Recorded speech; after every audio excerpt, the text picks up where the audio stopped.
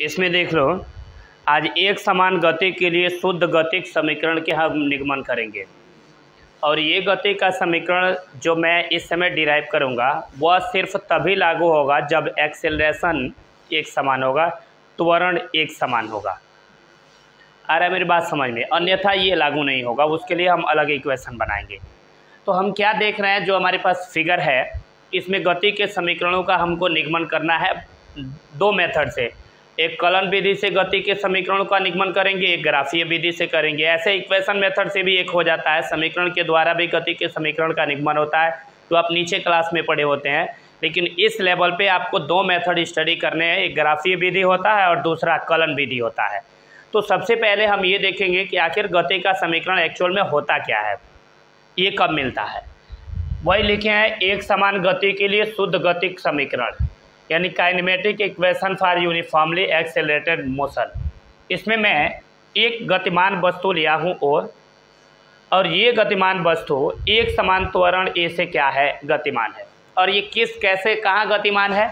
आकाश में नहीं गतिमान है, यह एक सरल रेखा यानी एक सीधी रेखा, दैट मीन्स एक सीधी सड़क पे गतिमान है।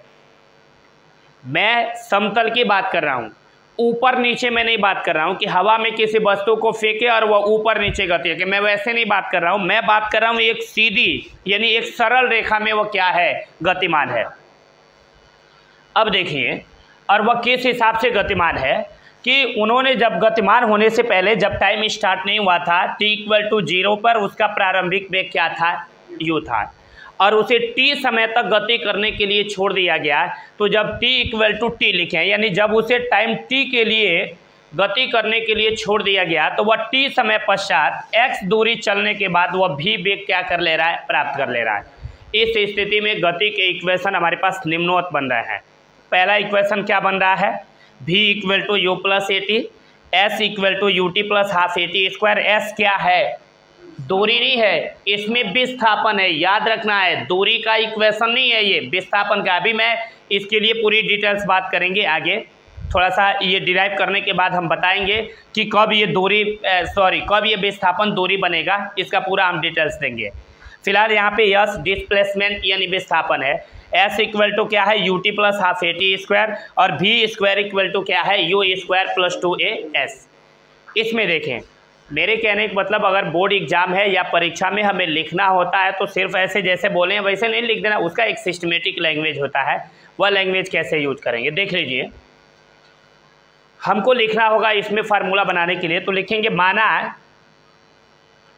कोई सरल रेखा है और इस सरल रेखा में एक समान त्वरण ए से एक गतिमान वस्तु को हम दिखाएंगे। तो इसमें लिखना होगा, तो लिखेंगे, माना किसी सरल रेखा में एक समान त्वरण ए से गतिमान एक वस्तु दिखाया गया है जिसका t=0 पर प्रारंभिक वेग क्या है, u है। इसको जोड़ के हम बोलेंगे, पहले भाषा में सेटिंग करूंगा, ऐसे बोलेंगे, माना किसी सरल रेखा में एक समान त्वरण ए से गतिमान एक वस्तु का, दोबारा, माना किसी सरल रेखा में एक समान त्वरण ए से किसी गतिमान वस्तु का t=0 पर प्रारंभिक वेग u है। क्या इतना बोल सकते हो? माना किसी सरल रेखा में एक समान त्वरण ए से गतिमान वस्तु का या किसी गतिमान वस्तु का t=0 समय पर प्रारंभिक वेग क्या है, u है। बोलो समझ में आया? और वह t समय पश्चात s दूरी चलकर भी वेग प्राप्त कर लेता है, और वह t समय पश्चात x दूरी चलकर या s दूरी चलकर, क्योंकि न्यूनतम दूरी होगा तो उसका नाम हो जाएगा विस्थापन, बोलेंगे t समय पश्चात s दूरी चलकर भी वेग प्राप्त कर लेता है। इस स्थिति में गति का समीकरण निम्नवत होता है। समझ में आया? क्या बोलोगे आप? सबसे पहले फिगर बनाओगे, उसमें लिखना होगा ना, तो क्या लिखेंगे, माना किसी सरल रेखा में एक समान त्वरण ए से गतिमान वस्तु का t=0 पर प्रारंभिक वेग u है, और वह t समय पश्चात s दूरी चलकर v वेग प्राप्त कर लेता है। इस स्थिति में गति का समीकरण निम्नवत होता है। पहला v = u + at, दूसरा s = ut + ½ at², तीसरा v² = u² + 2as। अब जहाँ इनका बात भी होगा ना कि इसमें कौन कौन से क्या क्या हैं। u क्या है आप बोलो पहले। u है वस्तु का प्रारंभिक वेग, लिखते चल रहे हैं। वस्तु का कौन सा वेग है भाई? प्रारंभिक वेग। याद रखना हमेशा प्रारंभिक वेग को किससे लिखते हैं? u से। बोलो क्लियर हो गया। v क्या है? वस्तु का अंतिम वेग,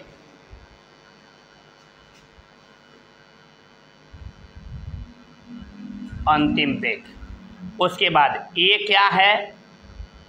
त्वरण है। t क्या है? ये समय है। इसके बाद से इसमें s आता है। s क्या है? विस्थापन है। बोलो इतना चीजें क्लियर हो गया। इनका नाम होना याद होना चाहिए कि कौन क्या है। u क्या है? वस्तु का प्रारंभिक वेग। v क्या है? वस्तु का अंतिम वेग। a क्या है? त्वरण है। t क्या है? टाइम, समय है। s क्या है?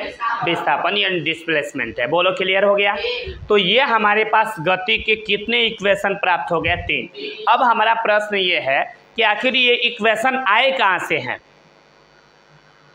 इन फार्मूलों का निगमन कैसे होगा? ये फार्मूला कैसे डिराइव होके आएंगे? तो हम क्या करेंगे, इन फार्मूले को 2 मेथड से लाएंगे। पहले तो ग्राफीय विधि से लेके आएंगे और दूसरा कलन विधि से, डिफरेंशिएशन मेथड से इसे प्रूफ करेंगे।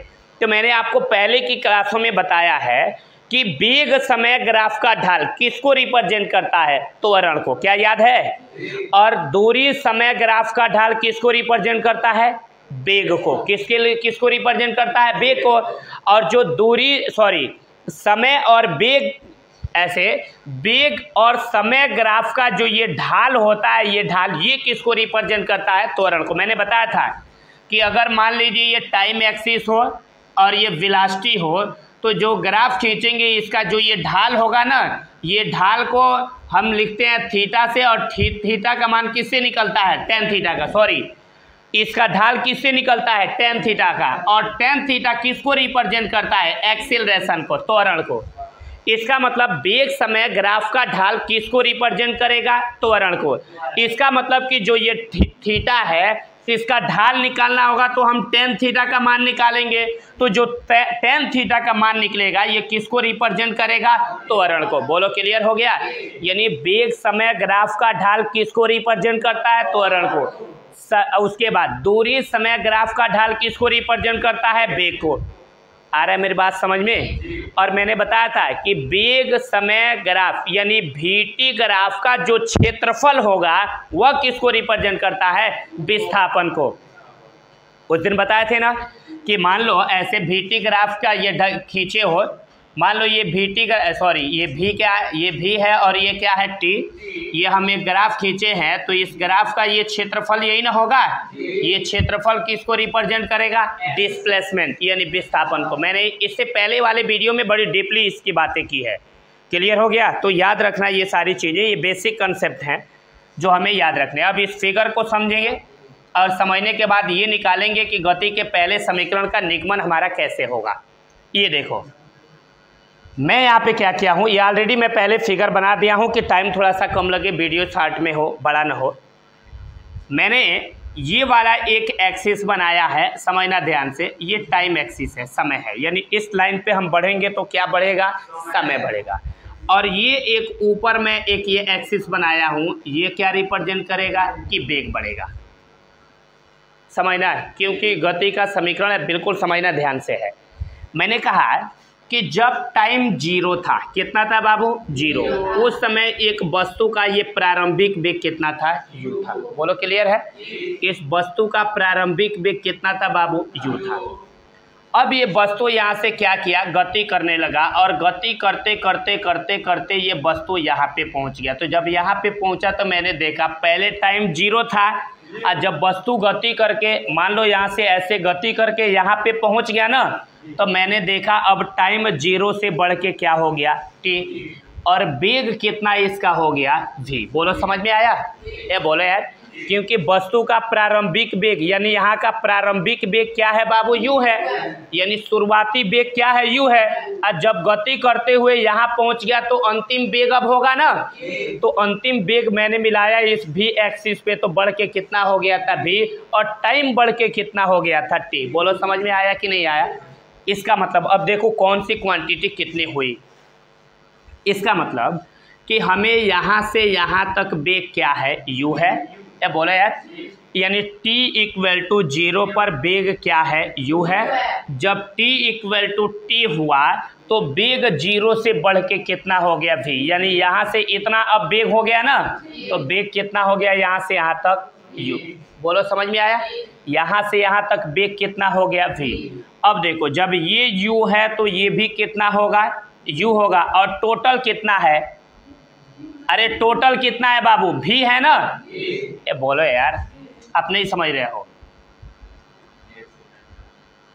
एक मिनट फिर दोबारा सुन लो मैं क्या बोल रहा हूँ। हमारे पास ये टाइम एक्सिस है, समय है, और ये क्या चीज़ है? वेग का है। यानी इस पे चलेंगे तो वेग पर बढ़ेंगे और इधर चलेंगे तो टाइम। इस लाइन पे वेग है और इस लाइन पे क्या है? टाइम। मैंने कहा जब टाइम 0 था, कितना था बाबू? 0। t इक्वल टू 0 समय पे वस्तु का प्रारंभिक वेग कितना था? u था। उसके बाद जब यहाँ से वस्तु फिर चलने लगा, चलते चलते जब वस्तु यहाँ पे पहुँचा तो हमने देखा टाइम बढ़ के कहाँ तक चला गया? 0 से 1 2 3 4 बढ़ते बढ़ते कहाँ चला गया? t। तो मैंने देखा यहाँ पे वेग कितना हो गया था? v। पहले वेग कितना था? प्रारंभिक वेग u का मान मैक्सिमम 0 होता है यार। पहले वेग 0 था, अब बढ़ के कितना हो गया है? v। यानी यहाँ से यहाँ तक वेग का मान क्या है? v, और यहाँ से यहाँ तक टाइम का मान क्या है? t। बोलो समझ में आया? तो वही मैं बोला हूँ, यहाँ से यहाँ तक जब वेग v होगा तो ये वाला भी वेग क्या होगा? v होगा ना, क्योंकि ये दोनों आपस में क्या होंगे? जब ये v है तो ये भी क्या होगा? v। तो मैं वही यहाँ से यहाँ तक वेग क्या लिख लिया हूँ? v। और जब ये u है तो ये वाला भी क्या होगा? u। बोलो समझ में आया?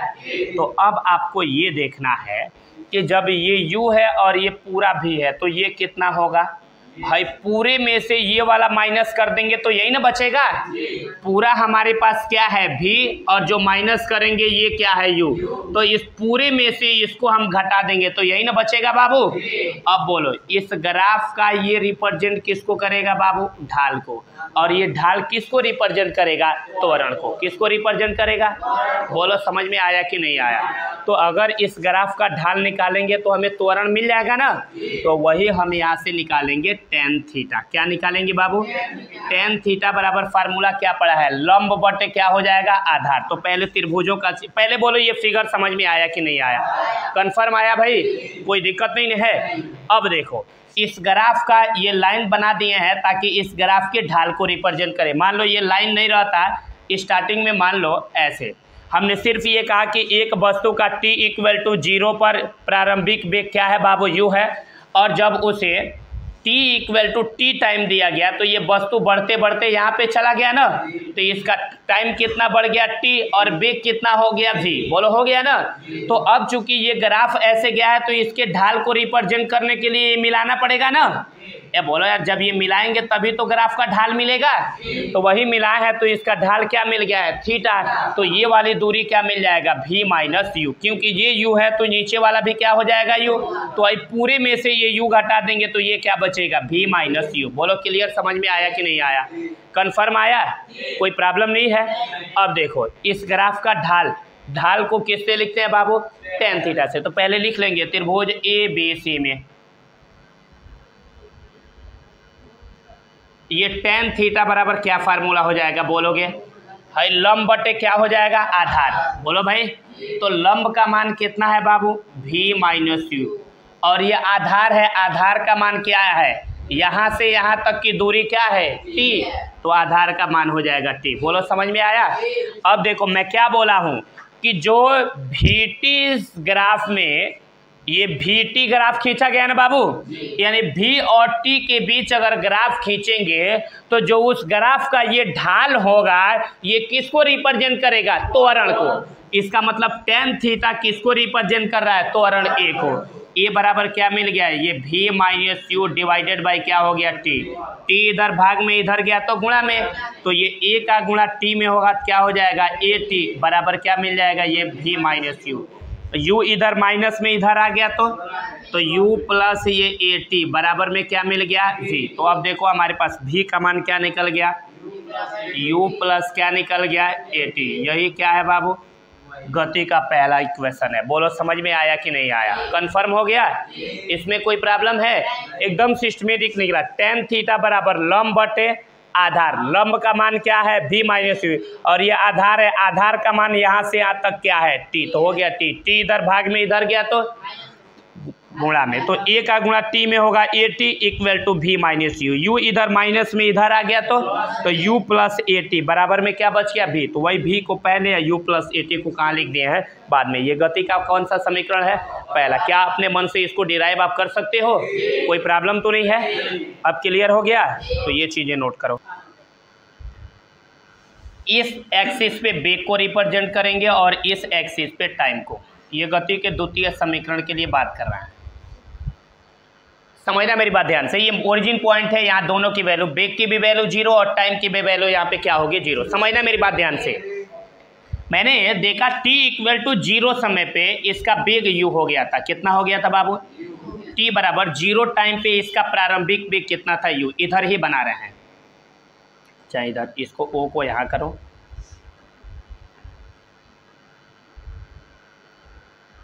क्लियर हो गया। इसके बाद अब वस्तु यहां से ऐसे गति करने लगा, वस्तु गति करते करते यहां पे पहुंच गया। यहां पे जब वस्तु चला गया तो हमने देखा इसका प्रारंभिक वेग u है, तो अंतिम वेग क्या होगा। तो मैंने यहां से इस वेग को ऐसे मिलाया, वेग वाले एक्सिस के इसके लास्ट सिरे को मिलाया, ये। तो मैंने देखा कि इसका अंतिम वेग कितना हो गया था, v। यानी प्रारंभिक वेग क्या था बाबू, u था, लेकिन जब वस्तु यहाँ पे पहुँच गया तो अंतिम वेग क्या हो गया था, v। यानी इतना वाला दूरी u है और वो से लेके यहाँ तक की दूरी कितनी है, v है। समझना मेरी बात ध्यान से। अब देखो इसके बाद क्या हुआ है। इसके बाद मैंने देखा कि वस्तु का t इक्वल टू जीरो समय पे वेग u था, और जब वस्तु चलने लगा तो कितना वेग प्राप्त कर लिया, v। तो कितने समय में ये वेग प्राप्त किया, तो मैंने क्या किया, यहाँ से टाइम एक्सिस पे एक लंब खींचा, यानी टाइम एक्सिस को मिलाया। तो मैंने देखा कि यहाँ से टाइम 1 2 3 बढ़ते बढ़ते बढ़ते यहाँ पे पहुँचा, तो मैंने देखा t टाइम हो गया था। कितना टाइम हो गया था, t टाइम में, यानी जीरो से लेके t टाइम में वस्तु जीरो से कहाँ पहुँच गया है, v पे। तो वही मैंने कहा कि जब टाइम जीरो था तो वस्तु का प्रारंभिक वेग u था, और जब टाइम बढ़ के t हुआ तो वस्तु का वेग बढ़ के क्या पहुँच गया, v पे। इसका मतलब ये हुआ कि वस्तु का जीरो से वेग कहाँ चला गया, v पे। तो जब यहाँ से यहाँ तक की दूरी v है, यानी यहाँ से यहाँ तक का वेग v है, तो बोलो ये वाला भी वेग कितना होगा, v होगा। बोलो कितना होगा बाबू, इसमें बोलो क्या कोई प्रॉब्लम है आपको। अब देखो मैंने क्या बोला, ये O है, ये ग्राफ का नाम हमारा क्या है, AB है। तो मैंने बोला AB का ढाल किसको रिप्रेजेंट करेगा, त्वरण को। तो इसके ढाल को रिप्रेजेंट करने के लिए हम इस एक्सिस को क्या करेंगे, मिलाएंगे। बोलो भाई, जब यहाँ से यहाँ तक का t है तो बोलो यहाँ से यहाँ तक भी कितना होगा, t ही होगा। अरे होगा ना भाई। अब देखो जब ये वाला u है तो बोलो ये वाला भी कितना होगा, u ही होगा। बोलो तो भाई पूरा v है, यहाँ से यहाँ तक की दूरी v है, और इसमें ये इतना u दे दिया है, तो बोलो ये क्या होगा, तो ये v माइनस क्या हो जाएगा, u होगा। अरे होगा ना भाई, कोई गलती तो इसमें हो नहीं रही है, समझ ही रहे हो आप। और इसका जो ढाल होगा, झुकाव ये थीटा है, तो थीटा का जो टेंजेंट होगा यानी टेन थीटा होगा, वो किसको रिप्रेजेंट करेगा, त्वरण को। बोलो भाई, तो अभी इसके पहले वाले समीकरण में वो किसको रिप्रेजेंट कर रहा था, त्वरण को। तो अब देखो हमको इसमें गति का द्वितीय समीकरण निकालना है और गति के द्वितीय समीकरण के लिए हम फार्मूला विस्थापन इक्वल टू जानते हैं, विस्थापन S equal to UT plus half AT square जानते हैं। इसमें हमको विस्थापन लाना है तो हम क्या जानते हैं, विस्थापन कैसे आएगा। हमने ये बोला कि जो VT ग्राफ का क्षेत्रफल होता है वही किसको रिप्रेजेंट करता है, विस्थापन को। तो इसका मतलब ये हुआ कि मान लो ये VT ग्राफ है और ये टाइम है, तो VT ग्राफ और टाइम के बीच का जो ये वाला पोर्शन, ये पूरा एरिया होता है, ये एरिया ये वाला, ये किसको रिप्रेजेंट करेगा बाबू, विस्थापन को। किसको रिप्रेजेंट करेगा, विस्थापन को। बोलो क्लियर हो गया। तो अगर मुझे विस्थापन का मान निकालना होगा तो पहले हमको इन सभी का क्षेत्रफल निकालना पड़ेगा ना भाई। तो इन सभी का क्षेत्रफल कैसे निकलेगा, तो मैं क्या देख रहा हूँ, इसमें दो चीज मिलके पूरे क्षेत्रफल का निर्माण किए हैं। ऊपर वाला ये समकोण त्रिभुज है, बोलो यार, और नीचे वाला ये क्या चीज है, आयत है। यानी ये ऐसे है, समझना मेरी बात ध्यान से। मैं इस फिगर को थोड़ा सा अलग कर रहा हूँ, आ रहा है मेरी बात समझ में। इसका ये आधार, इस त्रिभुज का जो ये आधार है इसका मान क्या है, T है, और जो ये लंब है इसका मान क्या है, V माइनस U है। समझ में आ रहा है मेरी बात है। और नीचे वाला ये एक आयत है ना, यानी ये ऐसे एक आयत है। इस आयत की ये देखो चौड़ाई कितनी है, U है, और यहाँ से यहाँ तक लंबाई क्या चीज़ है, T है। तो अगर मैं ये त्रिभुज का क्षेत्रफल और आयत का क्षेत्रफल दोनों को जोड़ दें तो है टोटल क्षेत्रफल निकल जाएगा ना। और जो टोटल क्षेत्रफल है यही किसको रिप्रेजेंट करेगा, विस्थापन को। किसको रिप्रेजेंट करेगा, क्योंकि VT समय ग्राफ का जो क्षेत्रफल होता है वह विस्थापन को बताता है। मैंने इससे पहले वाले वीडियो में बताया भी था। तो इसका मतलब ये हुआ कि हम क्या करेंगे, इसका एरिया निकालेंगे। कैसे इसका एरिया निकलेगा, तो लिखेंगे OAB और ये मान लो यहाँ C और ये क्या है D। तो ऐसे लिखेंगे OABCD का क्या निकालेंगे, क्षेत्रफल। ऐसे OABCD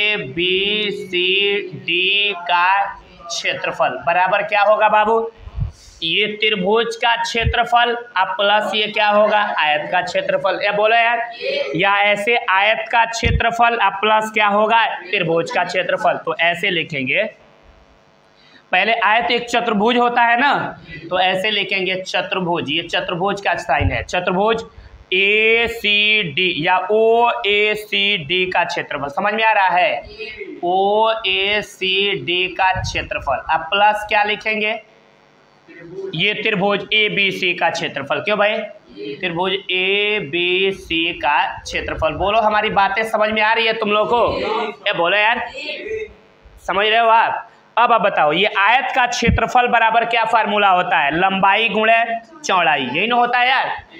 आयत का क्षेत्रफल बराबर क्या होगा, लंबाई गुणे चौड़ाई। तो U का गुणा T में होगा तो क्या हो जाएगा, UT। या बोलो यार, अब प्लस है त्रिभुज का क्षेत्रफल बराबर क्या, ऐसे लिखते चले क्या, आयत का क्षेत्रफल बराबर फार्मूला होगा लंबाई गुणे चौड़ाई। अब प्लस त्रिभुज का, ये समकोण त्रिभुज है, इसका क्षेत्रफल बराबर 1/2 गुणे आधार गुणे क्या होता है, ऊंचाई। पूरी डिटेल्स दे रहे हैं आपको। ये देखो, इसकी लंबाई की वैल्यू क्या है, T, और चौड़ाई का मान क्या है, U। तो U का गुणा T में होगा तो क्या होगा, UT, प्लस ये हाफ आधार, त्रिभुज के क्षेत्रफल में आधार का मान क्या दे दिया है, T, गुणे ऊंचाई। तो यहाँ से यहाँ तक की ऊंचाई क्या है बोलोगे, V माइनस U। बोलो समझ में आपको आया कि नहीं आया, कंफर्म आ गया भाई। अब देखो तुम्हें एक फार्मूला मैं बता रहा हूँ। अभी आप त्वरण का फार्मूला निकाले थे, A equal to V minus U divided by T, ऐसे आया था ना भाई। अब देखो T इधर भाग में यहाँ आ गया तो गुणा पे, तो A का गुणा T में होगा क्या होगा, AT बराबर क्या मिल गया है, V माइनस U। समझ में आ रहा है ये बातें। देखो गति के समीकरण में निकला था, ये पहला वाला यही निकला था। तो इसका मतलब V माइनस U के जगह पे AT लिख दो, कोई गुनाह वाली बात है क्या, समझ में आ रहा है ये बातें। तो अब देखो ये हो जाएगा आपका UT प्लस हाफ ये इंटू T है, अब फिर इंटू है V माइनस U है, तो V माइनस U के जगह पे क्या लिख देंगे, AT। तो देखो अब देखो ओ ए बी सी डी का क्षेत्रफल किसको रिप्रेजेंट करता है? विस्थापन को, बताए थे ना। तो ये देखो ये S बराबर मिल गया यू टी प्लस हाफ, ये हो गया ए, टी का गुणा टी में होगा तो टी स्क्वायर। देखो ये मिल गया इक्वेशन, क्या मिल गया? गति का दूसरा equation U T plus half A T square. बोलो यहाँ तक इसमें कोई प्रॉब्लम है आपको? समझ में आ रहा है ना? कोई दिक्कत नहीं है, दोबारा से समझाना पड़ेगा कि आप समझ चुके हो, कंफर्म समझ गया हो ना। मैं क्या किया हुआ त्रिभुज को यहाँ बना लिया हूँ, इसको यहाँ बना लिया, दोनों के क्षेत्रफल को हम यहाँ क्या कर दिए हैं? जोड़ दिए हैं। और दोनों का क्षेत्रफल किसको रिप्रेजेंट करेगा? विस्थापन को, इक्वल टू ये फार्मूला बन गया। कोई प्रॉब्लम है? ओके, ये चतुर्भुज है, इसको हम कहते हैं समलंब चतुर्भुज। यानी एक ऐसा चतुर्भुज होता है जिसके सम्मुख भुजाओं का केवल एक युग्म समांतर होता है, दूसरा वाला समांतर नहीं होता। दूसरा भी समांतर होता तो समांतर चतुर्भुज हो जाता।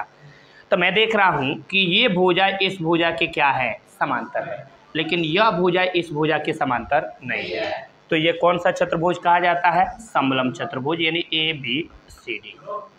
ठीक है।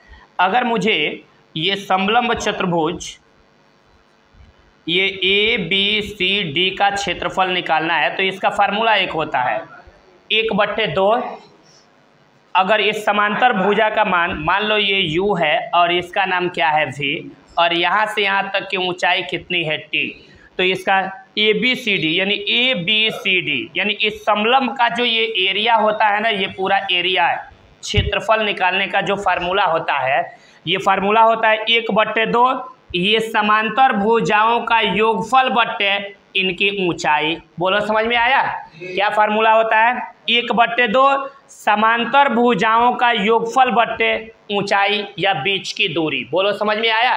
तो एक भुजा का नाम क्या है? u, और दूसरे का नाम क्या है? v, और ऊंचाई कहेगा तो क्या लिख लेंगे? t। बोलो समझ में आया? कोई प्रॉब्लम नहीं है। यानी जो दो समांतर भुजा होंगे उन दोनों का योगफल कर देंगे, अब गुणे उनके बीच की दूरी या ऊंचाई लिख लेंगे। बोलो क्लियर हो गया? अभी इसमें एक महत्वपूर्ण फार्मूले है यार, जो तुमको बड़ा जल्दी भूल जाते हैं। अभी इससे पहले ये फार्मूला लिखे थे कि चूंकि ए बराबर फार्मूला निकाले थे v minus you upon T, निकाले थे ना। तो अगर मैं कहता बताओगे यहाँ से टी का मान कैसे निकलेगा, तो क्या बोलोगे? बोलोगे टी को आप यहाँ कर दीजिए, ए को यहाँ कर लीजिए, निकलिए जाएगा। तो हम टी को यहाँ कर लिए तो बोलो v minus you divided by क्या हो जाएगा? ए। देखो टी को ए के जगह पे कर दिए, ए को कहाँ कर दिए? टी के जगह पे। बोलो समझ में आया? तो अगर ऐसे कहीं क्वांटिटी आएंगे तो आप उसकी वैल्यू आसानी से निकाल सकते हो, कोई प्रॉब्लम नहीं है। अब देखो हम गति के तृतीय समीकरण का कैसे निगमन करेंगे।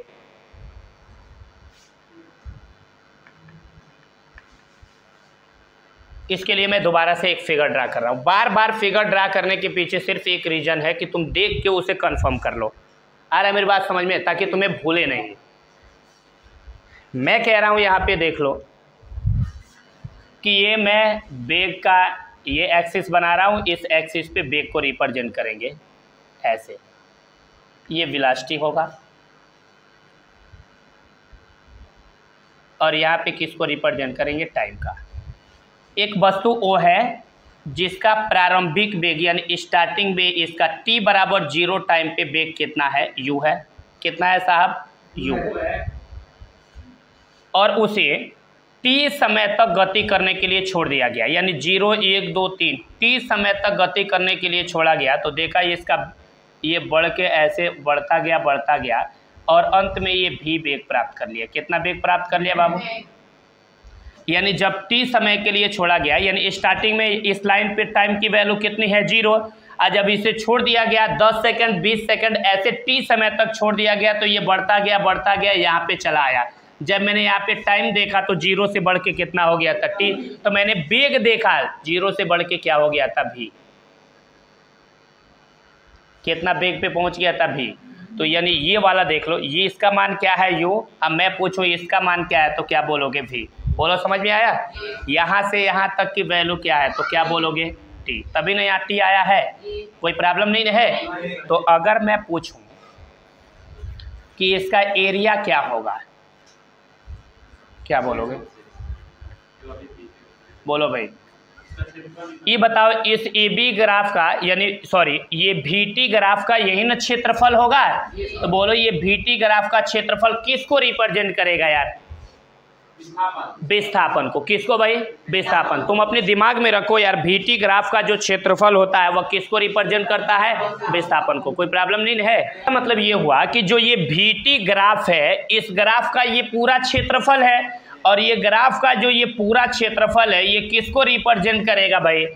विस्थापन को। किसको रिप्रेजेंट करेगा? विस्थापन को। तो अब बोलोगे ये देखो आप एक समलंब चतुर्भुज टाइप दिख रहा है ना भाई? यानी ये O है, ये A है, ये B है, ये क्या है? C। यानी OABC का जो क्षेत्रफल होगा वह एक समलंब के क्षेत्रफल के बराबर होगा ना।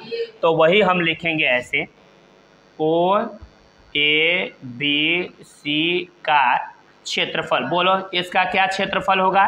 तो आप जानते हो यह एक समलंब चतुर्भुज है ना, और समलंब चतुर्भुज का क्षेत्रफल बराबर होता है 1/2। यहाँ लिख लो, होता है समांतर भुजाओं का योग गुणे उनके बीच की दूरी या ऊंचाई, उनके बीच की दूरी, यही ना होता है। अब देखो OABC यानी OABC इसका क्षेत्रफल किसको रिप्रेजेंट करेगा? विस्थापन। विस्थापन को किससे लिखेंगे? ऐसे, = 1/2। समांतर भुजाओं का योग कह रहा है। बोलो यह भुजा इस भुजा के समांतर है ना भाई? तो इसका मान क्या है? U। पहले V लिखो, बड़ा वाला लिखो V, अब प्लस इसका मान क्या है? U। बोलो कोई प्रॉब्लम है? समांतर भुजाओं का योग हो गया, गुणे है इनके बीच की दूरी। तो यहाँ से यहाँ तक के बीच की दूरी क्या है? T। बोलो कोई प्रॉब्लम है? गुणे लिख दिए T। तो ये S = हो गया 1/2। ये क्या हो जाएगा आपका? V + U। यहाँ पे T है और हम जानते हैं T बराबर क्या फार्मूला होता है? बोलोगे T बराबर क्या फार्मूला अभी बताया है? V - U/A होता है ना। तो वही क्या करेंगे, T के जगह पे क्या लिख लेंगे हम? V - U / क्या लिख लेंगे? A। बोलो कोई प्रॉब्लम है? अब इनका गुणा कर लेंगे, गुणा में ऊपर का गुणा ऊपर और नीचे का गुणा नीचे। तो ये S बराबर क्या हो जाएगा? हाफ। यहाँ देखो, एक कोष्टक में A + B, दूसरे कोष्टक में A - B, A² माइनस, तो ये किसका फार्मूला बन जाएगा? बोलोगे V² - U का स्क्वायर। अब बट्टे में क्या दे दिया है? A। बोलो कोई प्रॉब्लम है? अब गुणा कर लो, S बराबर ऊपर का गुणा ऊपर, एक का गुणा V² - U² में होगा तो V² - U², और 2 का गुणा A में होगा तो 2A होगा। अब देखो 2A इधर भाग में इधर गया तो गुणा में, तो बोलो ये क्या मिलेगा आपका? V² - U² = 2A का गुणा S में होगा 2AS, और U² इधर माइनस में इधर चला गया तो बोलो V² बराबर क्या मिल गया? U² प्लस क्या मिल गया? 2AS। बोलो मिल गया गति का तीसरा समीकरण। बोलो इसमें कोई प्रॉब्लम है? देखो कितनी आसानी से आ गया ये। ओके, लिख लो आप। पहली चीज ये सुन लो, जितना मैं ये समीकरण बनाया हूँ, पहले V = U + AT, दूसरा विस्थापन S = UT + ½ AT², तीसरा बताया V² = U² + 2AS। ये समीकरण तभी लागू होंगे जब त्वरण का मान नियत रहेगा, क्योंकि तुम पढ़े भी हो कि ऐसा ग्राफ बनते हैं तो हम हर जगह इसका ढाल निकालते हैं। या बोलो यार, हर जगह इसका ढाल ऐसे निकालते हैं ना। जब ढाल निकालेंगे तो हमारे कहने का मतलब ये है कि इसका हर जगह ढाल क्या होगा? सेम होगा। जब ढाल सेम होगा तो tan थीटा का मान भी क्या होगा? सेम होगा। जब tan थीटा का मान सेम होगा तो dV/dt का मान भी क्या होगा? सेम होगा। और जब dV/dt का मान सेम होगा तो एक्सेलरेशन भी क्या होगा? सेम। त्वरण भी क्या होगा? सेम। और जब त्वरण सेम होगा तो उसको बोलेंगे नियत त्वरण। बोलो क्लियर हो गया? तो ये जितना भी हम इक्वेशन लगाए हैं, ये इक्वेशन तभी लागू होंगे जब त्वरण का मान क्या होगा? नियत होगा। दूसरी चीज़ें, इस समीकरण में प्रयुक्त होने वाला जो S है ना, वह विस्थापन है, दूरी नहीं है। बोलो समझ में आ रहा है? तो नोट में ये चीज़ें आप करके लिख लो, महत्वपूर्ण बिंदुओं में चीज़ें क्लियर हो गई हैं कि यह समीकरण लागू तभी होगा जब त्वरण का मान नियत होगा। दूसरा, इस समीकरण में प्रयुक्त होने वाला जो S है वह विस्थापन है, दूरी नहीं। तो फिर दूरी कब निकलेगा। तो ये केस फर्स्ट, दूरी निकलने के लिए हमारे पास 3 केसेज हैं। केस फर्स्ट में देखेंगे जब प्रारंभिक वेग u का मान 0 हो या प्रारंभिक वेग त्वरण की दिशा में हो, u का मान या तो 0 हो या त्वरण की दिशा में हो। इस स्थिति में जो विस्थापन होगा वही क्या होगा, दूरी होगा। बोलो क्लियर हो गया। कब, जब u का मान 0 अथवा त्वरण की दिशा में हो। केस फर्स्ट में जब u का मान 0 अथवा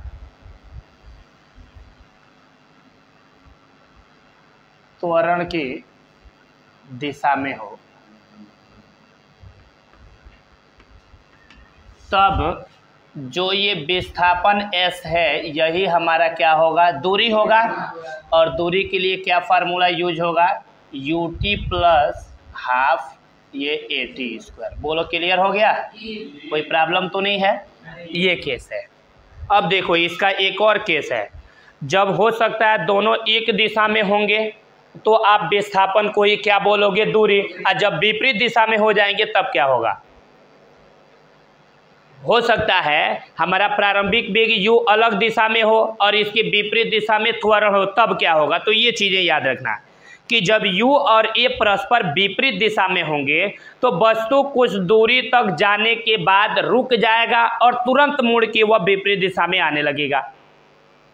आ रहा है मेरी बात समझ में। जब त्वरण और जब u और a यानी जब प्रारंभिक वेग u और त्वरण a दोनों विपरीत दिशा में होंगे तो वस्तु कुछ देर चलकर रुक जाएगा, उसके बाद फिर मुड़ के नीचे आने लगेगा। तो उस स्थिति में देखो क्या होगा, मैं तुम्हें बता रहा हूं। जब u तथा a परस्पर विपरीत दिशा में होते हैं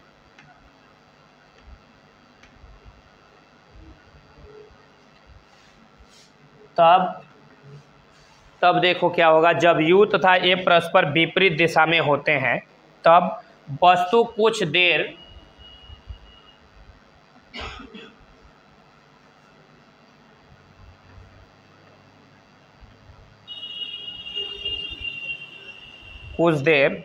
चलकर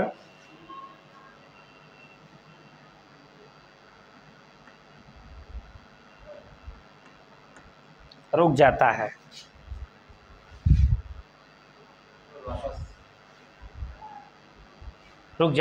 और इसके पश्चात वह मुड़ जाता है। अभी डायग्राम बनाएंगे तो और क्लियर होगा।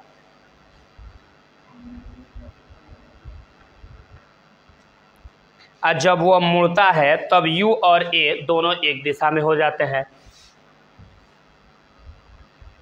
इस स्थिति में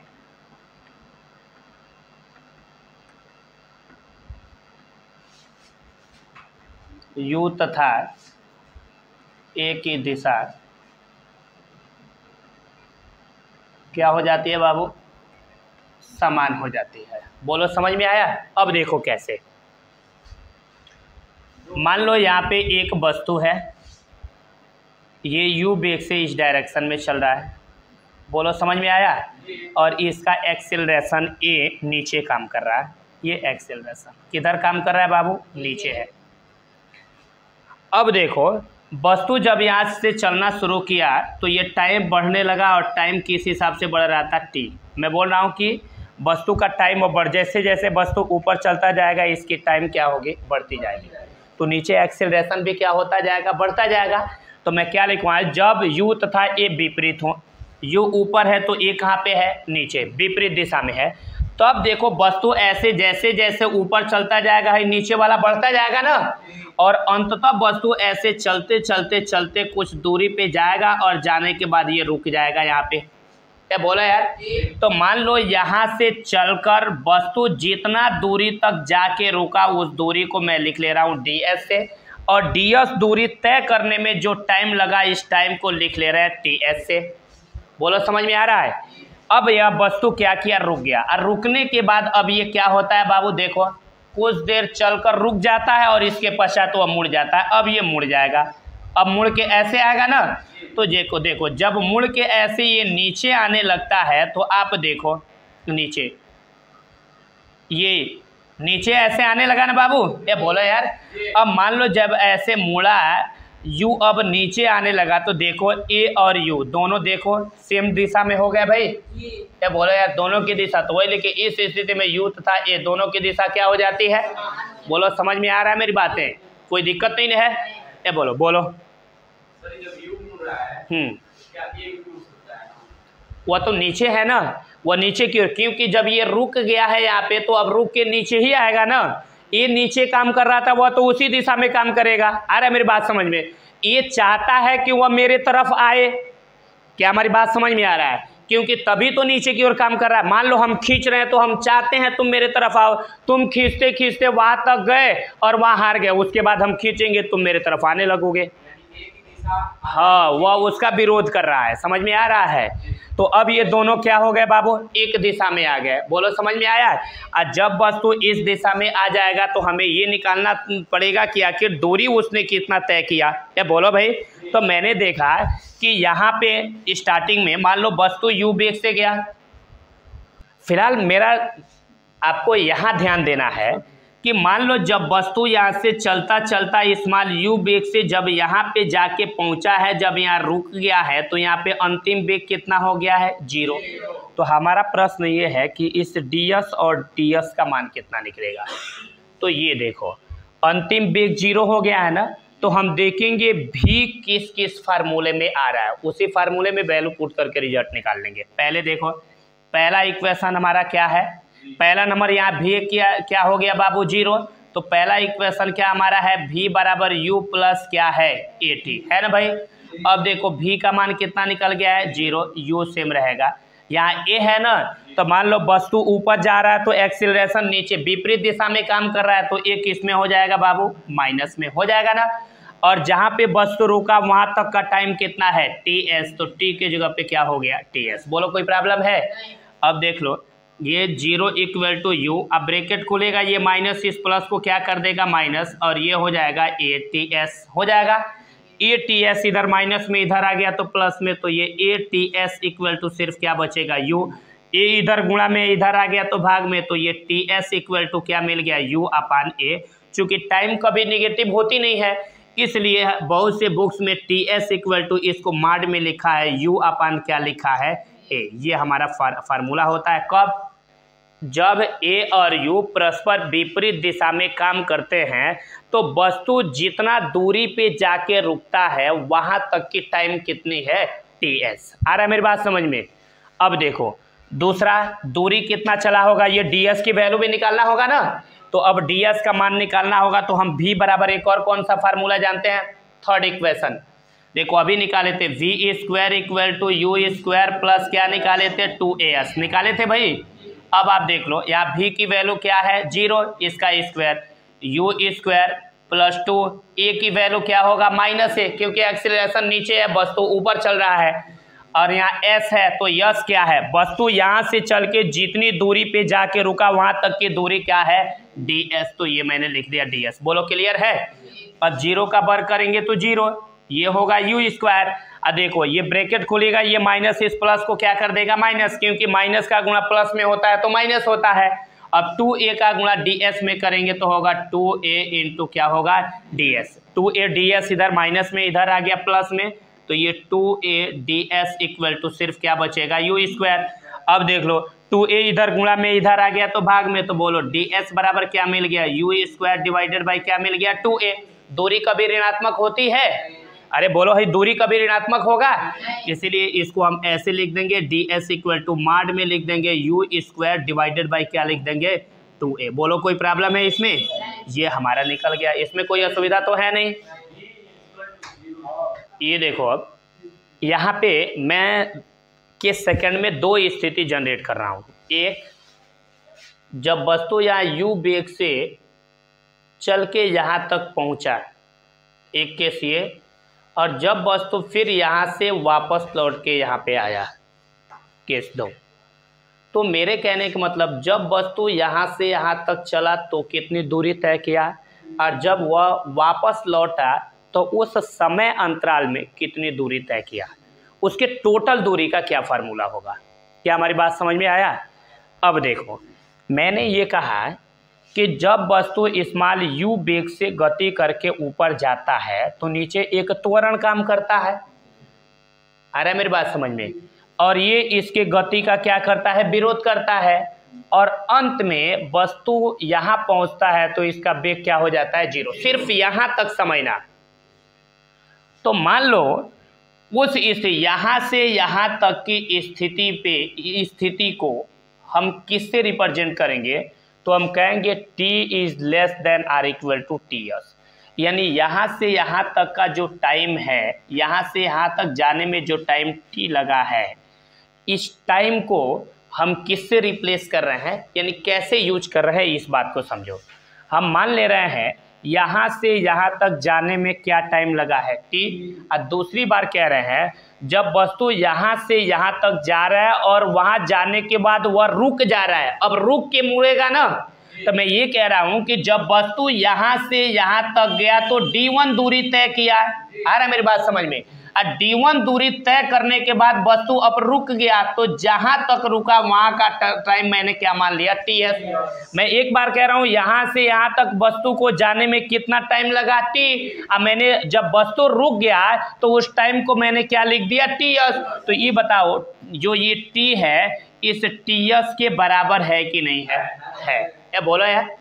तो ये बराबर भी हो सकता है और ये t मान लो छोटा भी हो सकता है ऐसे। तो वही मैं लिखा हूं कि जब t का मान ये जो t का मान या तो ts से छोटा हो या इसके क्या हो, बराबर हो, इस स्थिति में क्या दूरी मिलेगा, बोलो समझ में आया। तो याद रखना कि जब इस t का मान यानी ऐसे जब चलने लगा है तो जैसे जैसे टाइम बढ़ेगा उस टाइम को किससे लिख रहा है, t से। तो जब t का मान, इस t का मान है रुका हुआ जो टाइम ts है इससे छोटा होगा तो यानी यहाँ तक होगा ना, हो सकता है यहाँ तक होगा, क्योंकि यहाँ से यहाँ तक की टाइमिंग क्या है, ts। या बोलो यार। और जो ये चल रहा है इसकी टाइमिंग क्या है, t। यानी जो ये चलने की जो टाइमिंग t है इस ts के मान से छोटा होगा तो इधर ही कहीं ना होगा। जब इधर कहीं होगा तो वस्तु एक समान चाल से क्या होगा, गतिमान होगा। तो इसका मतलब ये है कि जब t less than or equal to ts होगा तब वस्तु किसकी दिशा में, या बोलो यार, वस्तु कैसे चल रहा होगा, बोलो आप, एक ही दिशा में चल रहा होगा यार। यानी सिर्फ इसी दिशा में क्या हो रहा है, चल रहा है, नीचे नहीं आ रहा है। फिर बात समझ में आ रहा है। तो हमको फिलहाल उससे नहीं मतलब है। जब t is less than or equal to ts होगा उस स्थिति में हमें कितनी दूरी मिलेगी ये देखना है। दोबारा सुन लो, मैं बोल रहा हूँ यहाँ वस्तु u है और u वेग से चलना शुरू कर दिया। जैसे जैसे टाइम बढ़ेगा उस टाइम को किससे लिखेंगे, t से। और वस्तु जब ऐसे चलता चलता यहाँ ऊपर गया तो इस एक्सीलरेशन के कारण वस्तु यहाँ पे क्या हो गया, रुक गया। तो यहाँ से यहाँ तक की रुकी हुई टाइम को हमने किससे लिख लिया, ts से। यानी जिस टाइम पे वस्तु रुक जाता है वहां तक की टाइम क्या है, ts। और ts टाइम में दूरी जो तय किया गया इसका नाम क्या है, d1। बोलो समझ में आया, क्या नाम रखे हैं, d1। तो अब इस d1 का मान क्या होगा, तो देखो यहाँ पे अंतिम वेग कितना हो गया बाबू, 0। या बोलो यार। तो हमारे पास एक फार्मूला ऐसा आप लो जिसमें दूरी आए। तो गति का तीसरा समीकरण v² equal to u² plus 2as, yes क्या है, विस्थापन है। या बोलो यार। तो हमारा क्या फार्मूला है ये, v² equal to u² plus 2as। v की वैल्यू हमारा क्या है बाबू, 0, तो 0 का स्क्वायर। यहाँ u है, u की वैल्यू नहीं पता। अब प्लस 2 एक्सीलरेशन प्लस होगा या माइनस, और यहाँ s है, s के जगह पे क्या ले लेना है, d1, क्योंकि d1 दूरी तय कर रहा है ना। तो अब ये देखो 0 का वर्ग 0, u², कोष्टक खुलेगा, ये माइनस का गुणा प्लस में होगा, माइनस 2a का गुणा d1 में करेंगे, 2a d1 हो जाएगा। 2a d1 इधर माइनस में इधर आ गया प्लस में, तो ये 2a d1 इक्वल टू क्या बचेगा, u²। और 2a इधर गुणा में इधर गया तो d1 बराबर हो जाएगा u² डिवाइडेड बाई 2a।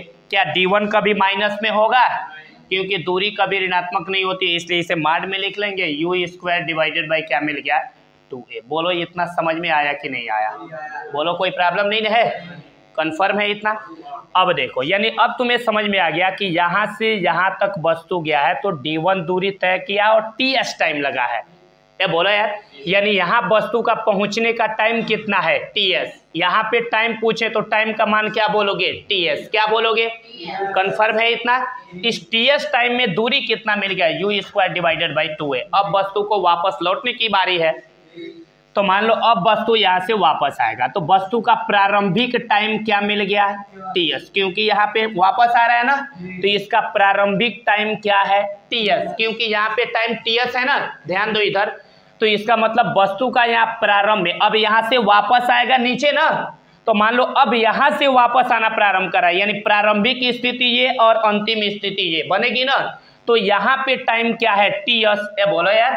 तो इसका मतलब अब यहाँ से प्रारंभ कर रहा है तो t का मान क्या है ts, और पता चला चलते चलते जब वस्तु यहाँ पे आया तो अब ts से टाइम बढ़ के क्या हो गया t, यानी पहले t बराबर ts था, अब t बराबर क्या मिल गया है t। तो मैंने कहा ts से लेके t तक के अंतराल में कितना दूरी तय किया, तो मैंने क्या मान लिया d2। कितना तय किया, ये बोलो यार। मैंने कहा जब वस्तु यहाँ से यहाँ तक चला तो 5 सेकंड हुआ, ये बोलो यार। अब वस्तु फिर वापस लौट के यहाँ पे आ रहा है तो मैं बोल रहा हूँ 5 सेकंड से चलना शुरू किया, मेरे घड़ी में 5 सेकंड था तो चलना शुरू किया, अब 20 सेकंड पे यहाँ पे आया। तो हमने कहा यहाँ से यहाँ तक के समय अंतराल में कितनी दूरी तय किया, तो आप 20 में से किसको घटाओगे, 5 को, 15 सेकंड बचा ना, तो हम मानेंगे 15 सेकंड में कितना दूरी तय किया d2। तो समय कितना लगा 15 सेकंड। 15 सेकंड मिला कैसे, हमने लास्ट टाइम में से स्टार्टिंग वाला टाइम घटा दिया तब तो हमको समय मिला भाई। तो वही मैंने कहा कि इस t में से ts को घटा देंगे तो t माइनस ts होगा ना, तो t माइनस ts समय में जो दूरी तय किया इसका नाम क्या रख लेंगे d2। तो इस d2 का मान क्या होगा, बोलो भाई कैसे निकालोगे। तो हम क्या समीकरण जानते हैं, थोड़ा सा इस पे ध्यान देंगे, समझते रहना। वस्तु यहाँ पे रुका था ना भाई, रुक के ये चलना शुरू किया, ये बोलो यार। तो जब यहाँ वस्तु रुका था अब यहाँ से चलना प्रारंभ किया तो इसका मतलब वस्तु का प्रारंभिक वेग यहाँ पे कितना है 0, और जब चलते चलते यहाँ आया तो अंतिम वेग क्या हो गया v हो गया ना। तो गति का सेकंड समीकरण क्या होता है, बोलो विस्थापन समीकरण। s इक्वल टू क्या होता है ut प्लस हाफ ये at² होता है ना भाई। तो अब देखो ये s इक्वल टू हमारा क्या मिल जाएगा, अब s क्या है, यहाँ से यहाँ तक का विस्थापन है ना, तो यहाँ से यहाँ तक का विस्थापन क्या है बाबू d2 है ना, ये बोलो यार। तो अब d2 बराबर क्या हो जाएगा, यहाँ u है, इस पॉइंट पे u का मान कितना है 0 इंटू टाइम यहाँ पे कितना है ts, ये बोलो भाई, फिर प्लस हो गया हाफ, यहाँ a है, एक्सीलरेशन किस में रहेगा प्लस में या माइनस में, क्यों माइनस में, क्योंकि अब दोनों एक ही दिशा में हो गए ना, अब किस में रहेगा ये प्लस, अरे प्लस में, क्योंकि अब वस्तु भी किधर आ रहा है नीचे और एक्सीलरेशन भी किधर काम कर रहा है, दोनों एक ही दिशा में हो गए ना। तो इसका मतलब अब एक्सीलरेशन किस में रहेगा प्लस में। अब यहाँ लास्ट टाइमिंग, ये टी वाला टाइमिंग क्या है बाबू है, तो यू प्रारंभिक टाइम हमने यहाँ पे, सॉरी गड़बड़ मैंने टाइम लिखा यार यहाँ पे, सॉरी। प्रारंभिक वेग हमारा कितना है बाबू यहाँ पे 0, अब प्लस यहाँ से यहाँ तक आने का टाइमिंग कितना है, तो ये हो जाएगा इंटू टी माइनस क्या हो जाएगा ts, ये टाइमिंग है ना। फिर प्लस हो जाएगा ये हाफ ये a, अब फिर यहाँ t के जगह पे क्या लिखेंगे बाबू, t माइनस क्या हो जाएगा ts, इसका क्या हो जाएगा होल स्क्वायर, और 0 से गुणा करेंगे सब क्या हो जाएगा 0। तो बोलो ये d2 बराबर हमारा क्या मिल गया, आप खुद बताओ, हाफ, अरे है 0 हो गया, यहाँ क्या मिल जाएगा हाफ, ये क्या हो गया a, यहाँ पे ये क्या होगा t माइनस ts का क्या हो जाएगा होल स्क्वायर हो जाएगा ना। चूंकि क्या ये दूरी कभी ऋणात्मक होती है तो d2 बराबर है हाफ, बाहर कर लेंगे, इसको क्या करेंगे a और t माइनस ts का होल स्क्वायर कर लेंगे। बोलो समझ में आया, कोई प्रॉब्लम नहीं है, क्योंकि ये कभी भी ऋणात्मक नहीं होता, सॉरी ये स्क्वायर, लेकिन इसको माड में रखेंगे। बोलो क्लियर हो गया। अब देखो कुल दूरी के लिए फार्मूला पूछेंगे तो क्या बोलोगे, कुल दूरी इक्वल टू यहाँ से यहाँ कितना चला d1, वापस कितना आया d2, तो टोटल दूरी क्या हो जाएगा हमारा d1 प्लस क्या हो जाएगा d2। बोलो क्लियर हो गया। अब मान भर दो, ये कुल दूरी को हम लिख ले रहे हैं डी से, क्या बोला यार, यहाँ d1 है, d1 का मान कितना निकाले हो, देखो मॉड में u स्क्वायर डिवाइडेड बाई क्या है 2a, अब प्लस d2 का मान क्या निकाले हो हाफ, बोलो यार ये a, यहाँ पे t माइनस टी एस का क्या है ये होल स्क्वायर, बोलो यही टोटल दूरी का फार्मूला निकल गया। बोलो इसमें कोई प्रॉब्लम है, पक्का समझ में आ गया ना, देख लो ये सारी चीज़ें।